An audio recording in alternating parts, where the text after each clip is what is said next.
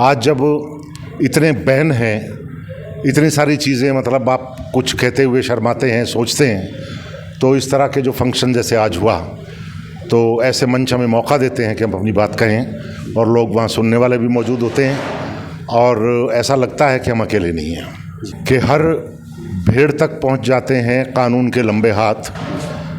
कानून के ये लंबे हाथ हर भेड़िए तक भी पहुँचते हैं, पर लाख सर पटकने के बावजूद भेड़ें कभी नहीं समझ पाई कि भेड़िए का हाथ कानून के हाथ में है या कानून का हाथ भेड़िए के हाथ में। आपकी बात जन जन तक पहुंचाने आपके दर पर आया है हाजिर हरियाणा, और इस समय हमारे साथ हाजिर हैं सिरसा से वरिष्ठ कवि कथाकार हरभगवान चावला जी, जो कि नेशनल कॉलेज में जिन्होंने प्रोफेसर के तौर पर हिंदी के लेक्चरर रहे और उसके बाद रतिया कॉलेज में भी ये प्रिंसिपल रहे। तो आइए हम हरभगवान चावला जी से बात करते हैं। नमस्कार सर। नमस्कार जी। तो सर, आज आप इस छत्रपति स्मृति सम्मान समारोह में अध्यक्षता कर रहे थे, तो सर हम जानना चाहते हैं कि आपसे पढ़े हुए बच्चे, विद्यार्थी आजकल गैर सरकारी और सरकारी विद्यालयों में प्रोफेसर के तौर पे काम कर रहे हैं, तो सर जानना चाहते हैं कुछ छात्र कि आजकल आप अपनी ज़िंदगी में कौन सी कहानी, कविता। असल में जो मेरे विद्यार्थी हैं वो जानते हैं कि मेरा उनके प्रति क्या रवैया रहा है और उनके साथ क्या रिश्ता रहा है। अगर वो जानना चाहते हैं तो मेरे लिए खुशी की बात है। अभी अभी कहानी संग्रह आया है और पहला उपन्यास, विभाजन पर पहला उपन्यास, देख फरीदा जो थिया, इस पुस्तक मेले में आप देखेंगे, विश्व पुस्तक मेला में। तो सर इसके साथ ही आपकी आवाज़ को भी सुनने को तरसते हैं कि आपकी आवाज़ की एक कविता हो जाए, ताकि उनको फिर से उनकी स्मृतियाँ जब वो पढ़ते थे कॉलेज के अंदर तो वो याद हो जाए। नहीं, जब वो पढ़ते थे तो मैंने उनको कविता सुनाई नहीं कभी, और कविताओं की 5 किताबें हैं मेरी। अगर कोई इंटरेस्टेड है तो वो उनको पढ़े। मैं सिर्फ एक कविता जो अभी आज हरविंदर जी ने स्टेज से पढ़ी और जिसको याद रखा जा सकता है, छोटी सी कविता है कि हर भेड़ तक पहुंच जाते हैं कानून के लंबे हाथ। कानून के ये लंबे हाथ हर भेड़िए तक भी पहुंचते हैं, पर लाख सर पटकने के बावजूद भेड़ें कभी नहीं समझ पाई कि भेड़िए का हाथ कानून के हाथ में है या कानून का हाथ भेड़िए के हाथ में। जी। तो सर आजकल कैसा चल रहा है जीवन और क्या नई कहानी और कथा लिख रहे हैं? बस वो बताया मैंने कि एक उपन्यास अभी पूरा किया है, और मेरा उद्देश्य केवल लिखना ही तो नहीं है ना, कि मैं क्या लिख रहा हूँ ये महत्वपूर्ण नहीं है, मैं क्या कर रहा हूँ ये ज़्यादा महत्वपूर्ण है। आज जब इतने बैन हैं, इतनी सारी चीज़ें, मतलब आप कुछ कहते हुए शर्माते हैं, सोचते हैं, तो इस तरह के जो फंक्शन जैसे आज हुआ, तो ऐसे मंच हमें मौका देते हैं कि हम अपनी बात कहें और लोग वहाँ सुनने वाले भी मौजूद होते हैं और ऐसा लगता है कि हम अकेले नहीं हैं। बहुत बहुत धन्यवाद सर। तो आइए और भी चर्चा करेंगे सर।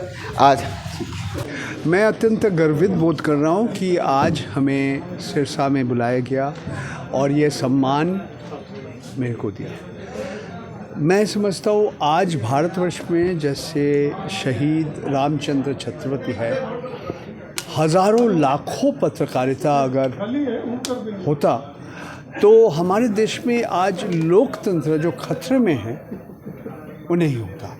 आज अत्यंत दुख के साथ मेरे को कहना पड़ेगा, मैं 47 साल पत्रकारिता कर रहा हूँ, कि ज़्यादा से ज़्यादा पत्रकार अपना काम भूल गया। सिर्फ जो भी सत्ते में है, जो भी सरकार में है, जो भी बड़े बड़े पूंजीपति है, जो भी जिसका ताकत है, उन लोग का तारीफ़ करते हैं, सिर्फ गुणगान करते हैं। जो गरीब है, जो अल्पसंख्यक है, उनके जो भी उनके विषय के ऊपर वो बात करना बंद कर दिया। तो अगर पत्रकार ऐसे करेंगे तो हमारे देश का लोकतंत्र कमज़ोर हो जाएगा। तो मैं चाहता हूँ, मेरा उम्मीद है कि भविष्य में जैसे शहीद रामचंद्र छत्रपति जी है, हमारे देश के युवाओं और भी हैं जैसे इनका तरह साहस दिखाएंगे और जो सत्य में हैं उनको समाज का आईना दिखाएंगे और दिखाएंगे कि किस तरह से आम आदमी जीते हैं, किस तरह से आम आदमी का जीवन और उनका जीविका के बारे में और भी सोचेंगे। और मैं चाह रहा हूँ कि हमारे देश का जो पत्रकार है वो, आप डरिए मत। एक माहौल बन गया कुछ सालों से कि लोग डरे हुए हैं, सच कहने में डर रहे हैं। क्यों? आपका काम है सच कहना। आप लोगों से सवाल कीजिए, जो सत्य में हैं उनसे आप कठिन सवाल कीजिए। ये काम क्यों बंद कर दिया? दोबारा शुरू कीजिए। धन्यवाद। सभी प्रबुद्ध लोगों को नमस्कार। परंजय का आखिर में जाते जाते ये कह गए कि कहीं ऑर्गेनाइजर्स नाराज ना हो जाएं, इसलिए ज्यादा नहीं बोल रहा। इशारों में आप बोले, आप इससे कहीं ज्यादा बोलते हम खुश होते, क्योंकि हम सुनने के आदी रहे हैं। ऐसे मंचों की लगातार कमी है जहां हम इस तरह से बोल सकते हैं। कोई 55 साल पहले की घटना है, जब मैं चौथी क्लास में था। रेत आज भी हमारे गांव में है, तब तो रेत ही रेत थी, खैर रेत के अलावा कुछ था ही नहीं। और जो चौथी पांचवी के बच्चे होते थे वो डाक पहुंचाने जाया करते थे किसी दूसरे स्कूल में। तो हम अपने गांव से 3 किलोमीटर दूर एक स्कूल में डाक पहुंचाने के लिए जा रहे थे। 2 बच्चे, इधर झाड़ियां थी, इधर झाड़ियां थी, बीच में रेत थी, जो इस बात का प्रतीक थी कि यही रास्ता है। कैंची चप्पल थी और अप्रैल का महीना था, 11 बजे थे, रेत धीरे धीरे गर्म हो रही थी। वो हमारे तलवों से निपटती, लेकिन क्योंकि हम उत्साह में थे चले जा रहे थे। वापसी पे मास्टर जी को जवाब भी देना था उसी चिट्ठी का, तो उन्होंने रोक लिया। आधा घंटा और ज्यादा लग गया, तो हम करीब 12:30-1 बजे वहां से वापस चले। और अभी थोड़ा सा रास्ता तय किया था, यानी आधा किलोमीटर करीब, चप्पल टूट गई।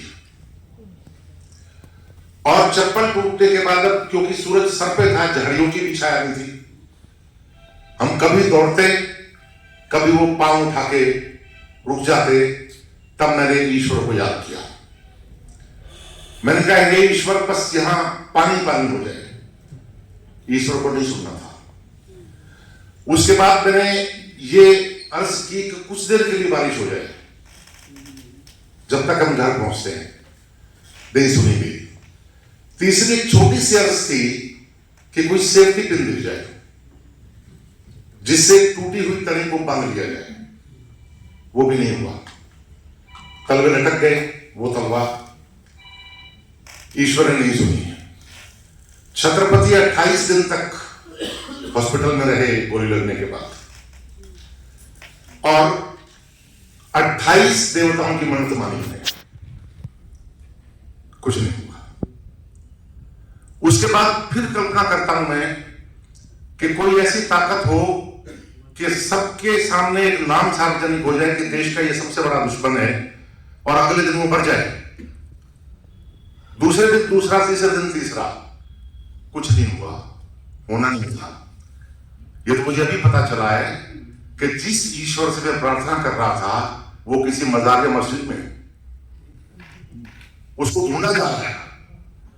जिस दिन ढूंढकर अल्लाह से उसकी दोस्ती तोड़वा दी जाएगी, तब शायद वो सुनेगा।